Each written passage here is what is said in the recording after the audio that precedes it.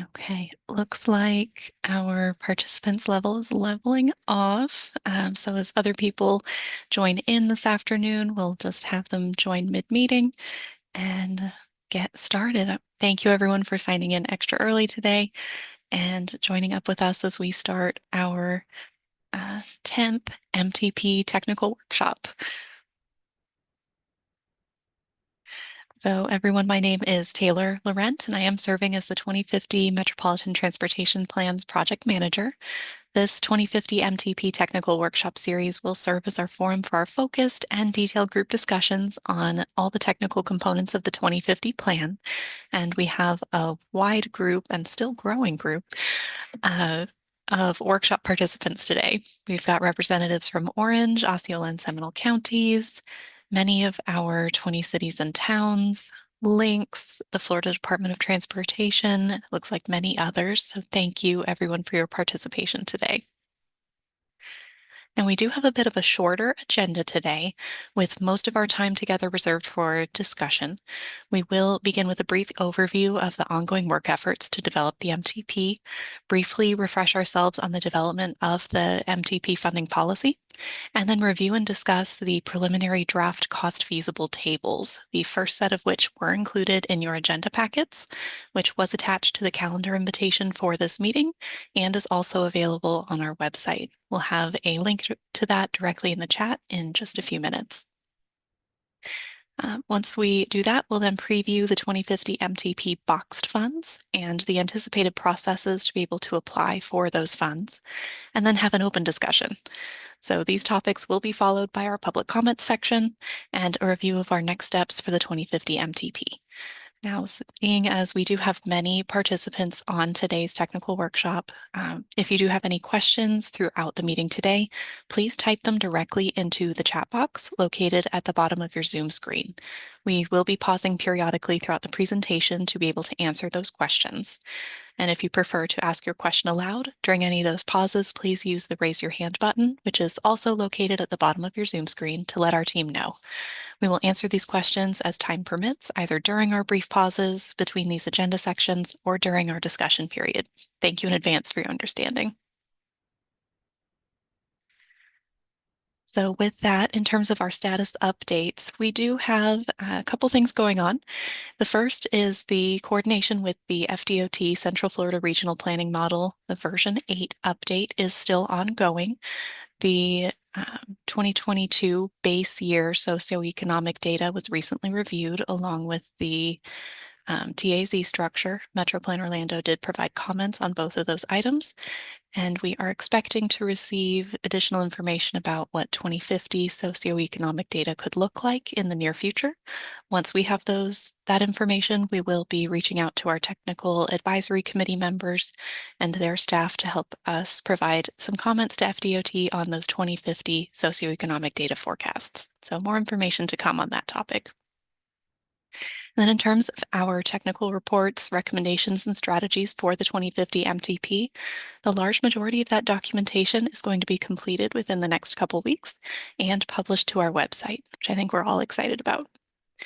And then one other item to let you know of, we do have a 2050 MTP online draft needs viewer, which is going to allow you to look at the state highway system needs and off-system needs associated with the MTP, as well as some of our transit needs. And coming soon, we'll be adding in all of the local transportation needs and opportunities, so the projects that are also included as our needs assessment for planning consistency purposes.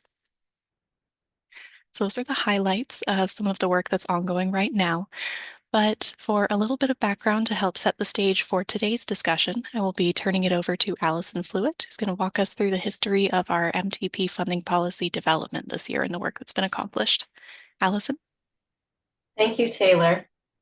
And as Taylor mentioned, we'll be kind of diving in first with a little bit of the background of how we've gotten to where we are with the 2050 MTP funding policy. Taylor also mentioned the handout that everybody received as a part of your agenda packet, and that's going to be part of the meeting chat as well. But I want to just set the stage by walking us back through the timeline of our funding policy development process, because this all began back in April as we introduced the funding policy opportunities and alternatives. We had our summit in April of this year where we had some amazing participation and commentary and folks bringing ideas to the table about some of the things that we could be doing and thinking about with our funding policy on the MPO side. And we were able to take all of that information and assess that, evaluate the feedback, and then come back with some alternatives at the technical workshops and advisory committee meetings that lasted through April on to May of this year. Based on all of that, we then defined the funding programs and policy project type eligibility as we went into the technical workshops and advisory committee meetings through May and June of this year. So that essentially allowed us that time to refine what we had heard and kind of come back with a little bit more. So all of these arrows really convey a lot of behind the scenes work with putting some pieces together. From there, we refined alternatives and proposed some revised options. So essentially, with each step along the way, we were either coming back with a series of alternative scenarios, or as we got to this step, some refined and narrowed down scenarios based on the feedback that we had received from the technical workshops and the advisory committee meetings. And then based on the additional feedback that we received at that point in time, we were able to reach consensus and recommend an ultimate policy through the June technical workshop and the June-July advisory committee and board meetings. So now let's move on to the next slide and think a little bit about where we landed in terms of our recommended 2050 MTP funding policy. And hopefully this pie chart looks pretty familiar to everybody by this point in time. Certainly for those of you all that had the opportunity to walk through that process with us. And what you'll see is that we really are focusing on our capital investments here with an emphasis on our high injury network improvements, with 26% of our funding being allocated to that source, with then 3 pieces of our pie being split equally for complete streets, TSM&O, and transit capital, and then pedestrian and bicycle having an additional 8% of our funding as well. And we're going to come back to this funding policy again as we go back through where we've landed with some of our cost feasible tables. So you'll get to see some of these as they actually play out through the cost feasible plan. But I want to actually step back a step as well, because when we think about the overarching cost feasible plan, it's more than just those federal funds for MPO priorities, which are actually kind of represented by this dark blue, kind of navy colored bucket that you see on the screen.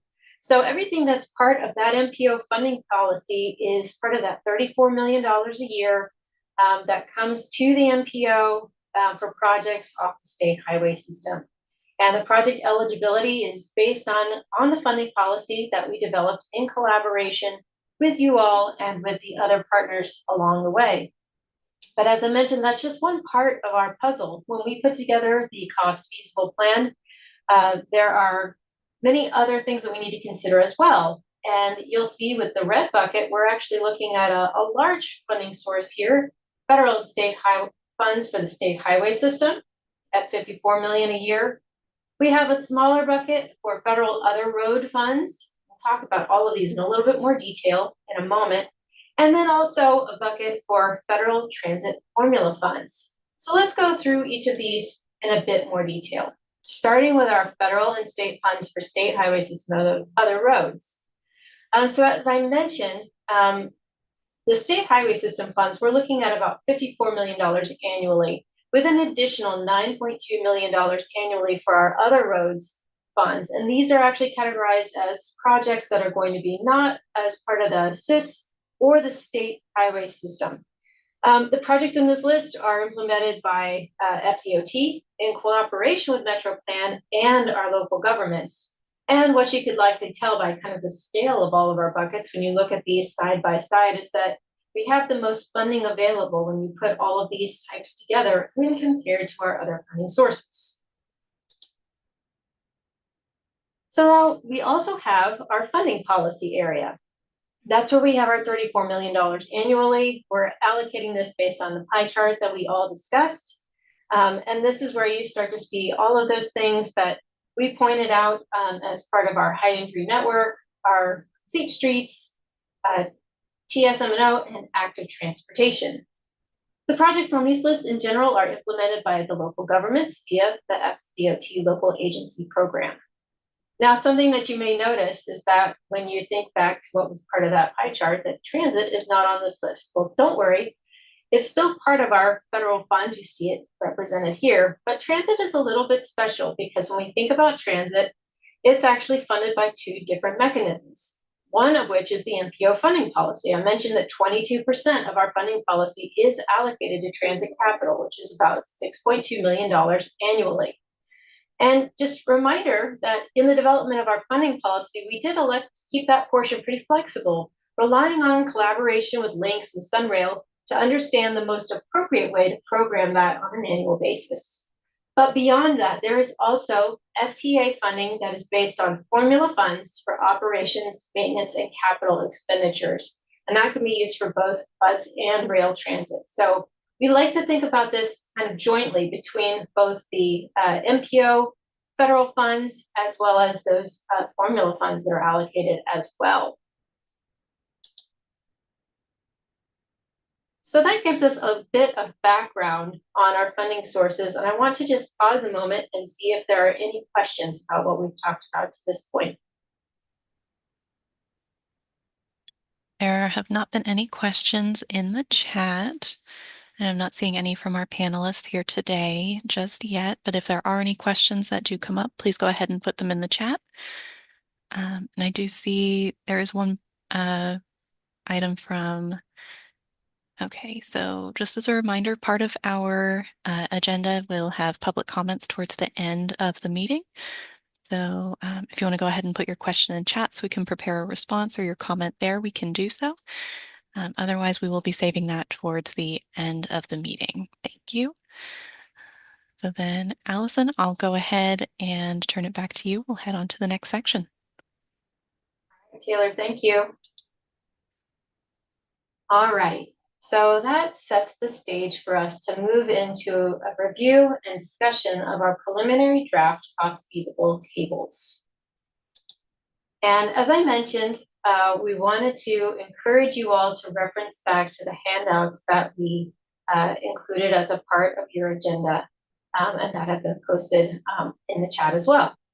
And what you'll see when you look at that handout is an introductory primer page that kind of sets the stage with some of the materials that I covered in the previous section, and then a large series of tables.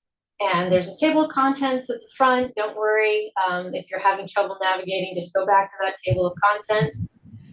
But before we dive into this in a lot of detail, I wanted to give a bit of a primer on how to read these budget allocation tables, because I know that this is not always intuitive for the brand new user. These do contain costs for our projects that are funded, as well as information for our unfunded needs. When you look at the table of contents in those handouts, you'll note that we actually have the funding tables that include those unfunded needs broken out specifically so you can navigate to the cost feasible portions of those funding tables, as well as the unfunded needs portions of those tables as well. When you think about these tables, you can think of them somewhat like balancing a checkbook. Every table at the top has a program title and a description. So just using the active transportation table as a guide here, with the program description up front, as well as the funding program that is listed up top. And you can also see some of the summary information that is included right up there with the program title.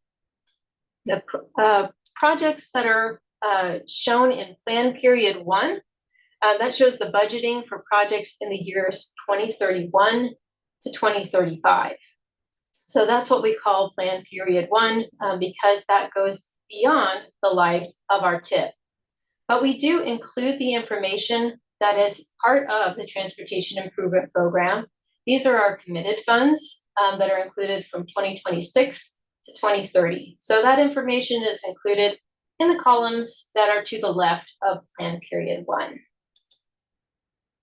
So you'll also see beyond plan period 1, we have information for plan period 2, which covers 2036 to 2040, as well as plan period 3, which is 2041 to 2050.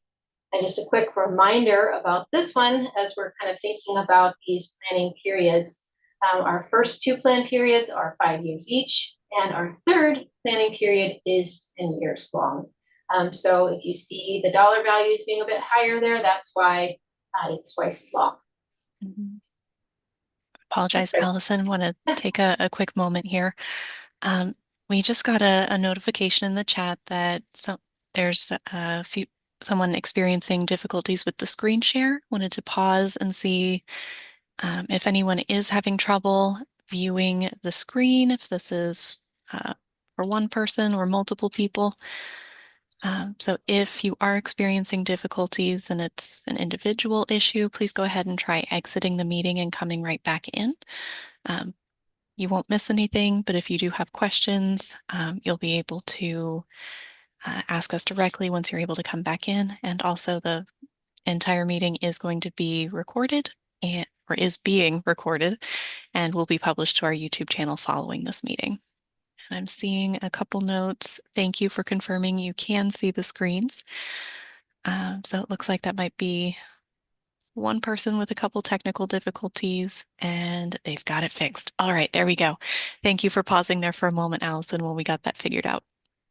No problem. So I'll fade Much back more into the helpful when you background. can see the screen. All right. Well, let's continue on. And now that we've kind of introduced the information up top, I want to just give a little bit of an introduction to some of what you'll see within the body of the table as well. So what we're highlighting here are the project phases, as well as the total project costs in current year dollars. So this is really important pieces of, these are really important pieces of information for our long-range planning process. We do break out each individual phase within a particular project. This is helpful information because if prior phases, let's say, have already been completed, those are not reflected in what needs to continue to be funded within our cost feasibility planning process. A couple of other pieces of information up here in the gray box near the top, you'll see our project cost inflation factors. You'll also see the year of expenditure dollars that are kind of noted up in the navy blue boxes just above that. We have to imply inflation rates to our present day costs to acknowledge that the projects that are completed in the future will be more expensive than they are today. So obviously, as time goes by, our transportation costs are going to increase. This is actually a federal requirement for metropolitan transportation plans that they reflect their cost feasible plans in future year dollars, in those year of expenditure dollars. Something that's very helpful for us here in the state of Florida is that these inflation rates were established in the FDOT Revenue Forecasting Handbook. So there is a common approach that we're able to use across the state that is consistent with what the state is currently using for their projects as well. Another little bit of orientation, the budget allocation table is read from left to right. So the cost for each phase of the project appears in the table.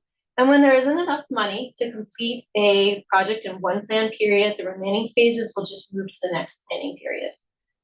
Some funding sources include programs or types that are represented as box funds. That's another important thing to note. When those are present, they're shown at the beginning of the project list. So this is a great example for active transportation. We do have one boxed fund, and I'll note that when we get to that particular table in our rundown of all of our funding sources. Each project list does include cost feasible projects, those we can afford, as well as unfunded needs, which are those we cannot afford. In that case, those unfunded needs are represented in the far right column. So that's a little bit of an orientation for what you can expect to see in all of these tables as you go through your handouts. So now let me introduce the overall cost feasible plan programming structure. So as you look through the cost feasible plans for each of our different funding tables, you'll see a few very distinct types of projects that are included here. The first being projects in progress. So these would be projects that are partially programmed within the Transportation Improvement Program, but that are not yet finished. So we will represent those projects, showing the funding that is included in that committed phase, the 2026 through 2030 in our TIP phase. And then we'll also move the remaining funds into plan period 1 or wherever they need to be so that that project is completed. Those go first in our process. Obviously, we want to finish what we start. We are also going to be reflecting existing plus committed projects in our tables. And I will note that those are not yet part of what you're seeing in the tables that were furnished to you as a part of the presentation today. Those are actually going to be incorporated in a subsequent draft of the CFP. These are projects that are either fully programmed or Metro Plan is just reflecting what the various agencies have programmed for the purposes of planning consistency. So, for instance, if this is a project that has been locally funded, it can be represented within our process just so that there is planning consistency and everybody is showing on that project consistently across all of their different funding sources. Next, we will have cost feasible projects. So these are projects that have not yet been started, but are able to be fiscally constrained within the time frame of our metropolitan transportation plan. So what that means is at plan period 1, plan period 2, or plan period 3, a project would be able to be started and finished within the boundaries of that time period. And then finally, we have unfunded projects. And these are simply projects that are not going to be able to be funded within the lifetime of our plan. Okay, now that we've kind of run through those basics, let's talk about the funding sources that we are going to go through today. And again, this is just a portion of all of our funding sources. We're actually going to have a preview of coming attractions at the end of this that shows you the remainder of the other tables that you can expect to see as a part of the cost feasible plan reporting. But we're going to be talking about the MPO planning programs in UPWP. And then what you'll be seeing is something that looks an awful lot like many of the things within our MPO funding policy: high injury network countermeasures, complete streets, transportation systems management and operations, active transportation, regional transit, and then we are also going to be discussing the state highway system. So let's begin with, first off, our MPO planning programs that are in the Unified Planning Work Program. And I know we're using about as many acronyms as we possibly can today. But just to give a quick overview of this, this is a funding source that essentially represents annually funded program types by the MPO. This is essentially something that we would consider a business as usual that maintains current MPO services. These boxes have all been included in prior metropolitan transportation plans, including the 2045 plan. And so we want to continue to carry these forward within the 2050 plan. I think they're organized a little bit differently this time than perhaps they were in the 2045 plan. That we're just kind of trying to bring them in line with the current organizational structure that we have as a part of this plan. So we have our annually funded program types consisting of safety, supplemental planning, corridor and sub-area studies, traffic signal retiming program, regional travel data program, and outreach and training.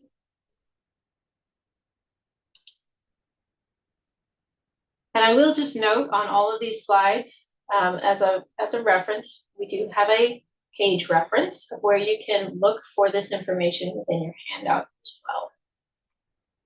well. But I'm moving on now to our high injury network countermeasures. This is something that is part of our MPO funding policy. If you recall, at 26%, this is actually our largest piece of the pie for our funding policy. Now, when you take a look at this in our handout, what you'll note is that rather than reflecting specific projects, the High Injury Network Countermeasures funding source has allocated funding to the State Highway System Countermeasure Program and the Off-State Highway System Safety Priorities Program. The process for identifying these projects and the project lists themselves will actually be developed by the Metro Plan Technical Advisory Committee as part of the annual prioritized project list. And you can see we have the plan period 1, plan period 2, and plan period 3 amounts that are listed. These are across the entire 5-year and then by the plan period 3, 10-year periods that are contained within those planning periods, as well as a summary of what is going to be available for the entire life of the plan going through 2050. Moving on to complete streets. We have, again, this is a portion of our MPO funding policy at 22%. We get approximately $6.2 million annually as a part of this program, which you see borne out over our plan period 1, 2, and 3. This results in us being able to accommodate 24 cost feasible projects as a part of our plan. And those include projects such as complete streets projects, multimodal improvements, and intersection specific modifications. This actually adds up to a little bit over 24 miles of cost feasible projects that are representing all 3 of our counties. As I mentioned before, projects on this list, as well as those that are in the Transportation System Management and Operations and Active Transportation list, are all implemented by local governments via the FDOT Local Agency Program.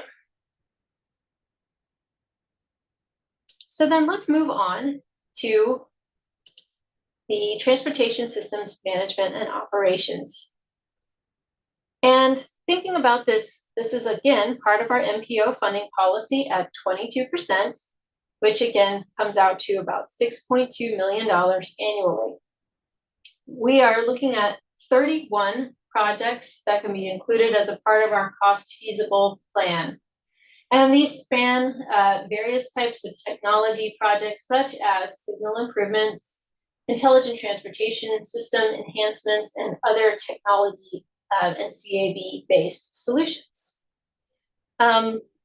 There are a little bit over 126 miles of cost feasible projects that are included here, and those again span all 3 of our counties. Moving on now to our active transportation. This is again part of our MPO funding policy at 8% of that policy. That equates out to about $2.25 million annually.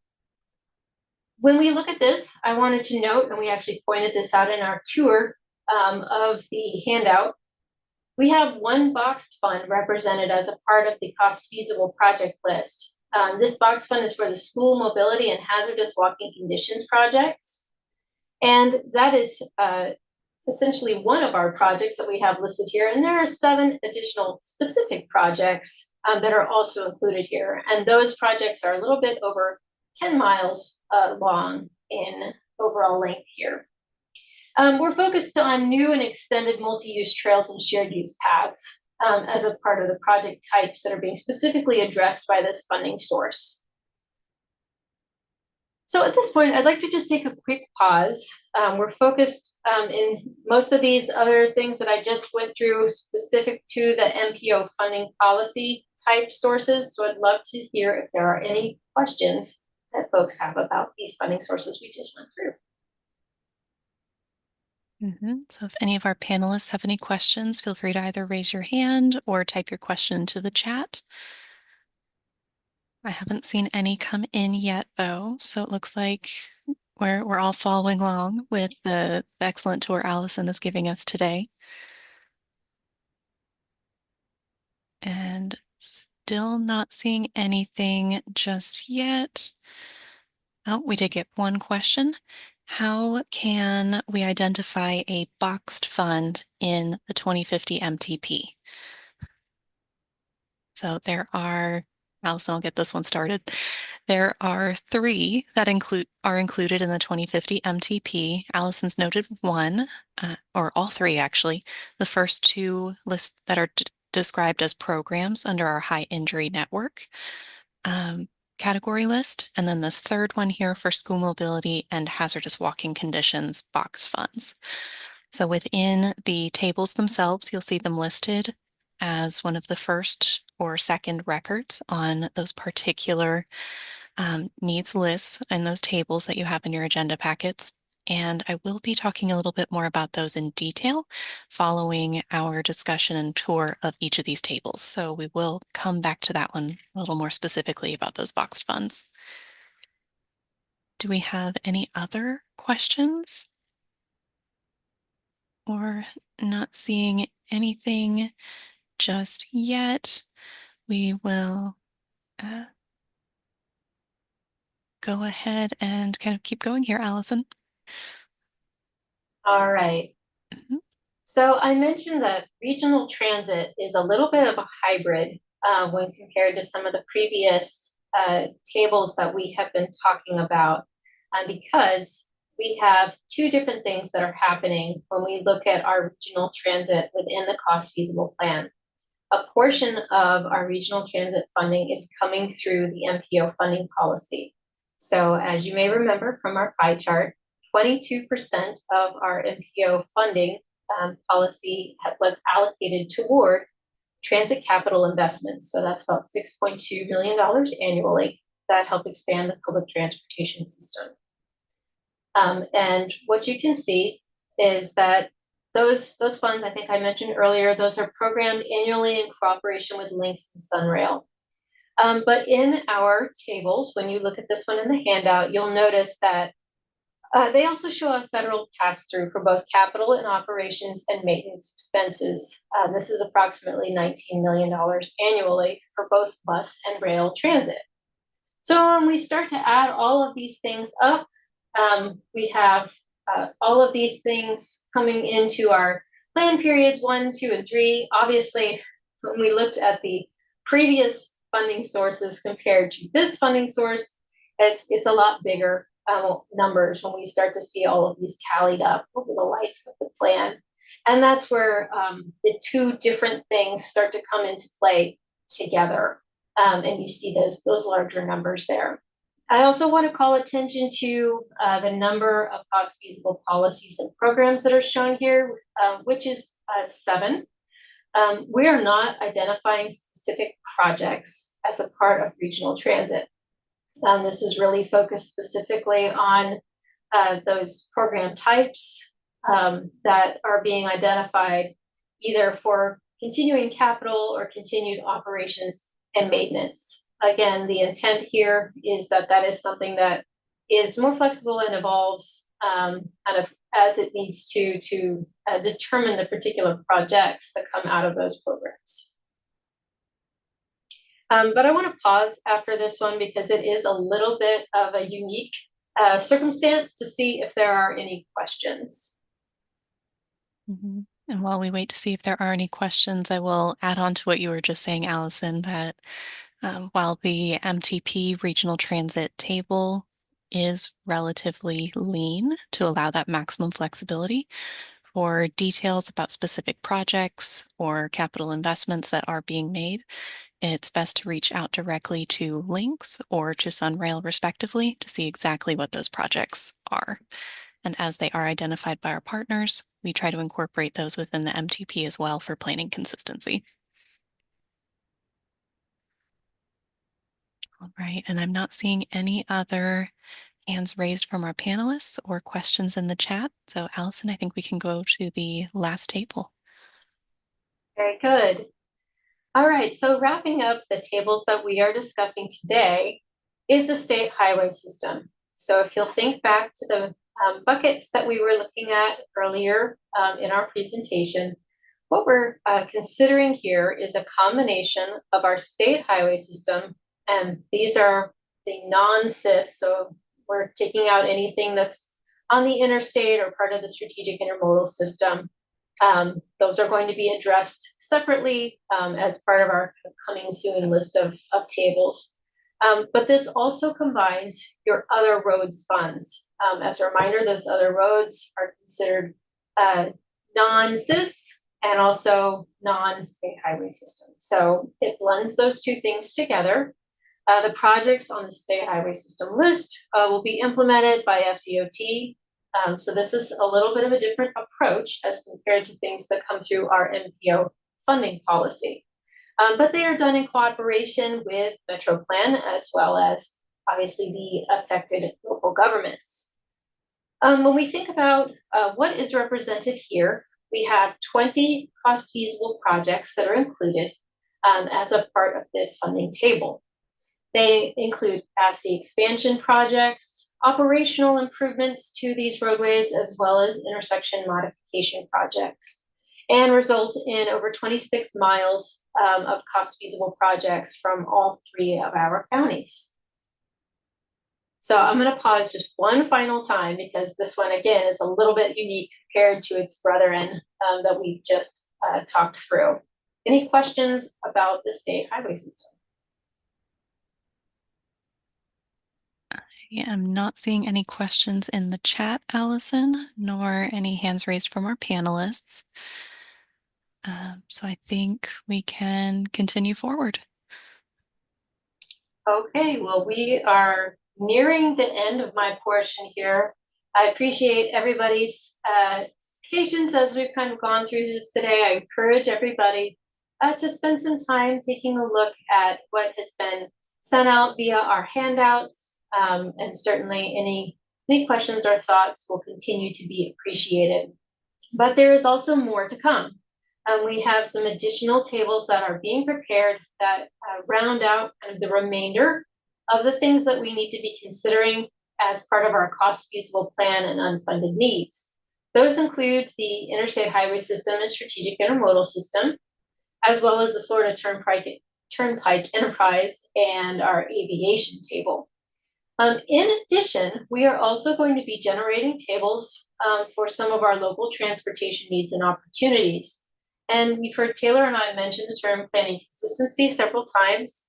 This is really our intent to continue to express and reflect that commitment to planning consistency by carrying forward information for the Central Florida Expressway Authority, Orange County, Osceola County, Seminole County, and all of the member municipalities. So you can look for that information to come here in the near future as well. So one more time, just pause and see if there are any final questions or thoughts on the draft cost feasible plan topics that were covered today. Okay. As a reminder, please type your questions directly into the chat, or for our panelists, please use the raise your hand feature. That way you can be recognized. I'm not seeing anything popping up. So I will just kind of highlight while we give you a couple more seconds to type. This is the first introduction of these topics through the technical workshop series for our technical advisory committee members, TISMO advisory committee members, any of our other committee members from Metro Plan Orlando. You will be seeing more information about the cost feasible plan at your upcoming meetings. So we will be continuing the conversation around these topics. And I'm still not seeing any panelist hands raised or new questions in the chat. So we are going to go ahead with our next section here in the agenda. Thank you so much for this tour, Allison. We greatly appreciated it today. And kind of what Allison previewed earlier was some of our boxed funds. And what I'd like to highlight this afternoon is not only those specific boxed funds, but also talking about the process through which we're going to be using those. So as a little bit of background, In our boxed funds, these are used to set aside funding for specific programs as defined within the MTP, and then those funds are utilized throughout the plan's implementation to fulfill that program's requirements. So in this case, we're designating a program to be funded rather than those individual projects within the MTP. An example of boxed funds from our 2045 plan is Metro Plan Orlando's traffic signal retiming program, where that funding was set aside in a separate box, and then specific projects were identified through our advisory committee process and then implemented through that program on an annual basis. So as we look to 2050, there are three boxed funds that are included within the recommended MTP funding policy, which Allison mentioned. They are shown in your handout packets as well, but summarized here for easy reference. The first two are from our high injury network countermeasures table, which includes our off-system safety priorities program, about $2.9 million per year, and then our state highway system safety countermeasures program at about $1.5 million per year. And then our school mobility and hazardous walking conditions program, which is located on your active transportation table, which is about $1 million per year for those types of projects to either supplement FDOT Safe Routes to School projects for that school mobility or hazardous walking conditions throughout our three-county area. Now it is time for us to start talking about and kind of filling out what it means and what that application process would be for each of these boxes. So that way we can access these funds and use them for our projects. Now, at a high level, we anticipate that annual applications will be needed and they'll be submitted by our local agencies so they can compete for these limited funds. And then from there, a project selection process will either be coordinated through Metro Plan Orlando's Technical Advisory Committee or a designated subcommittee of the Technical Advisory Committee. And timing wise, these applications would be submitted, evaluated, and selected in time to be included as part of the prioritized project list annual update each year. So today we're going to be highlighting what this process could look like, with more details to be ironed out during a future technical advisory committee meeting.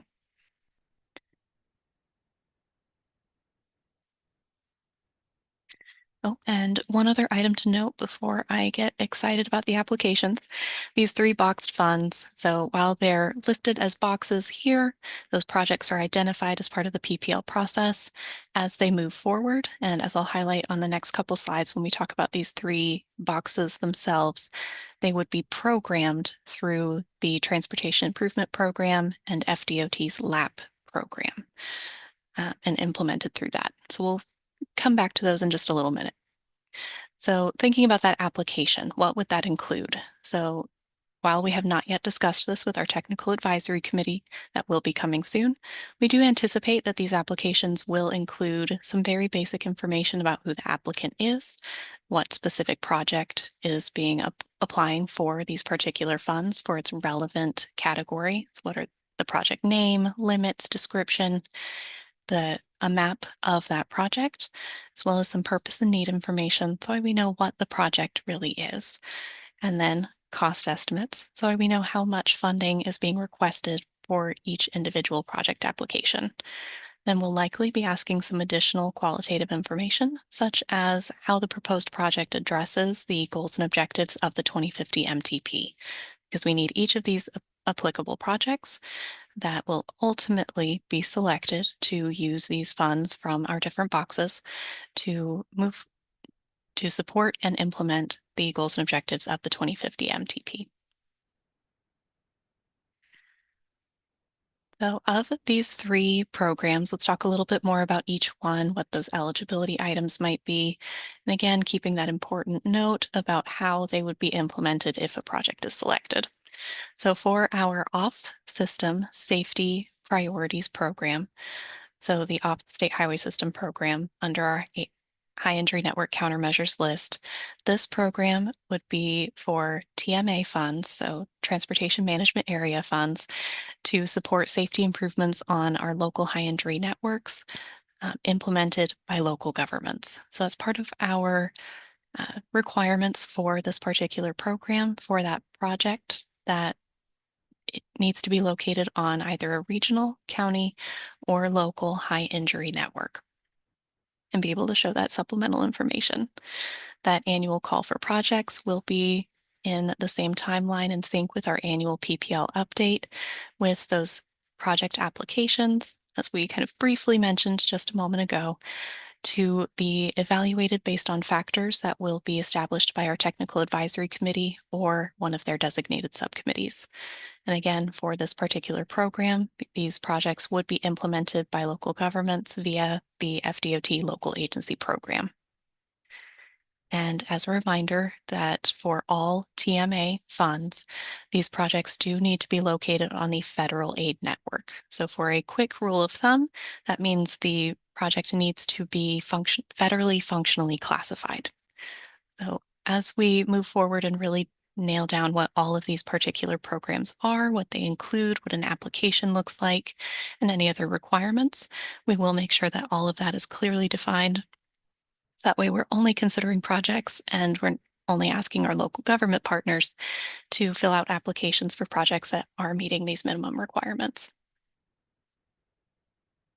So moving into the second program, or boxed fund. This is the State Highway System Safety Countermeasure Program. So this is where those TMA funds would be used to support goes with safety improvements on, again, those high injury network segments, but this time on the state highway system.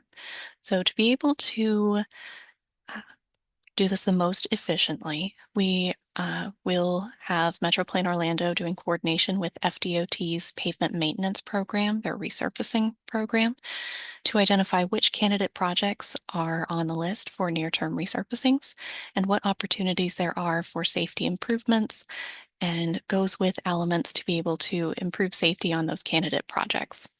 For those candidates that do meet that requirement of being on a high injury network and being on the state highway system with some near-term improvements identified, those would be the eligible projects that would then submit an application for those goes with elements.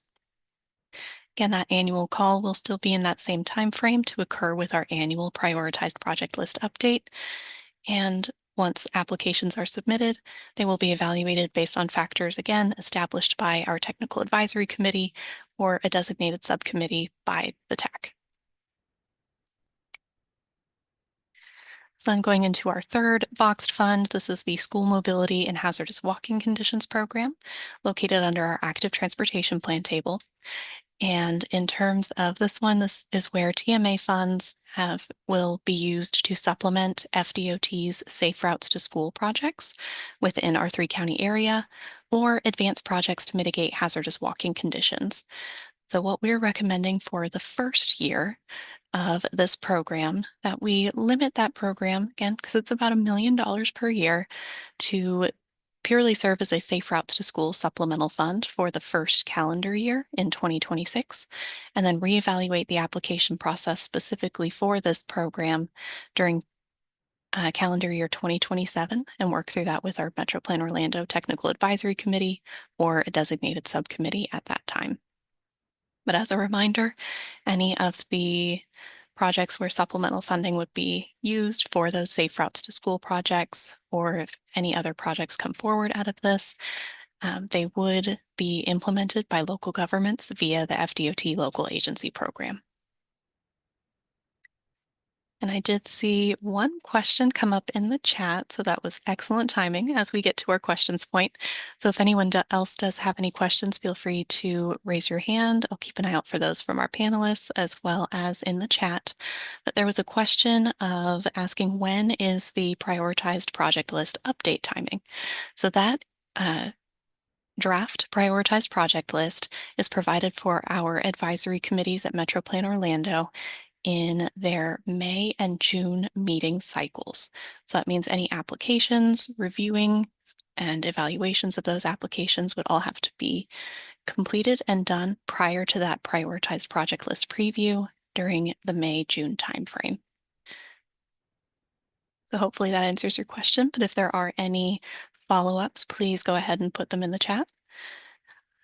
And I do see one other question came in for goes with projects. would those applications be submitted by local agencies, or is that being handled totally by FDOT and MetroPlan? So, excellent question. What we're anticipating for that particular goes with element would be MetroPlan and FDOT identifying those candidate projects and then reaching out directly to the local agencies to talk about any of those candidate projects to see if there are eligible goes with elements that would be desired to be incorporated into those projects. If that additional answer is yes, that's where the local agency would then submit the application to ask for those particular boxed funds. Again, I say all of this as anticipated process. All the details we will be able to move forward with and talk about in more deep and iron out through our technical advisory committee process. And that will be a topic on one of your future tech meetings for all of our tech members who are on the line. So are there any other questions? Not seeing any other hands raised by our panelists or other questions in the chat. Oh, just kidding. There was one other question in the chat. Will we receive this presentation?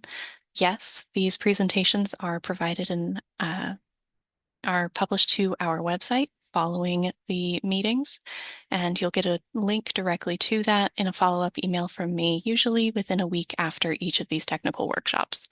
But these presentations are also recorded and posted to our YouTube channel so everyone can see and refer back to the conversations that we've had as well. So not seeing any other immediate questions, we'll go ahead and move into kind of our next steps. So what happens after today? We're starting to see the cost feasible plan, the elements of it. But as Allison said, there is more coming soon. So looking into the immediate near future here in August and throughout the rest of September, we will be able to review that draft cost feasible plan in its entirety and also review the draft 2050 MTP documentation, as all of it's going to be published in the coming weeks as well. And all of this is being done in preparation for our public meeting, which is scheduled for September 29th at 5 p.m. at the Pine Hills Multicultural Center in Orange County. So additional information about that public meeting is available on our MPO website calendar, but you can feel free to reach out to us at any point and we'll be able to help give you that information as well. But as we look a little bit further ahead, while all that documentation is being published, we will be coming back to our next MTP technical workshop on October 9th and have a conversation here focused on a preview of the 2050 MTP and having a debrief about the public meeting as well. So what we heard from the public and their reactions to what the plan has come to be by that time as well. So before we continue, this is our open discussion period within our MTP technical workshop. Are there any other topics that our panelists would like to raise, other questions, comments, items that we want to talk through while we're all together? Please use the raise your hand feature, again, located at the bottom of your Zoom screen, or type your question directly into the chat. Looking over at those.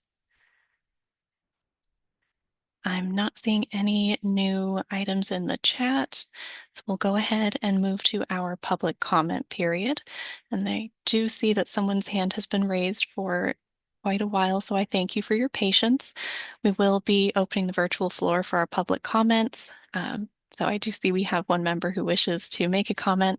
So after you are recognized, please state your name and address and give your comment within 2 minutes. And anyone else who's on the line, you may also type your comments into the Q&A box or email them after this meeting to mtp@metroplanorlando.gov. But Hello. yes, hello, Ms. Joanne Canellis, Hi. you're recognized. Yeah, thank you. This is Joanne Canolis, the of 324 Claremont Avenue, Lake Mary, Florida, 32746. That's how you see me wearing my bathing suit and I'm in the water. Mm-hmm. You hear me, right? Yes, we can. Good. Well, I'll go. I got my bathing suit on. Yeah, we do need a 24-hour bus and train service, including holidays, weekends, and nighttime, every 15 minutes. And we need the bus up at the Lake Mary Country Club Road, as well as the stuff like that, and a bus at the Oviedo Boulevard again, and stuff like that. Okay, and we need the so we every 15 minutes so that no one will be stranded like we did today. Thank you very much. And Thank you. thank you for the door to door. Thank you for the door to door transport for Seminole County. But we still like to have this bus here, and so I can go into the bus ride, like I may normally do. But I like the door to door kind as well. And I would like to use my Access Plus both on the transport that I'm about to use and the train too. Okay, please. All right. Thank you so much for your Thank you. comment, Ms. Joanne. Are there any other hands raised or any other public comments that have been submitted? All right, not seeing any other hands raised or any other written comments submitted in the chat. We'll go ahead and close the public comment period and go into kind of what's coming next. So thank you everyone for your active participation today in our 2050 MTP technical workshop. We only have 2 upcoming events left as part of the 2050 MTP's development, so we are reaching the end of this process. The first of which is that public meeting, which I mentioned will be on September 29th from 5 p.m. to 7 p.m. at the Pine Hills Multicultural Center. And then our last technical workshop will be on October 9th, and a calendar invitation will be distributed for this last technical workshop in the near future. So with that in mind, these last few meetings and the completion of our critical path items will lead us to the completion and adoption of the 2050 MTP this December. So thank you again, everyone, and I do hope you have a great day.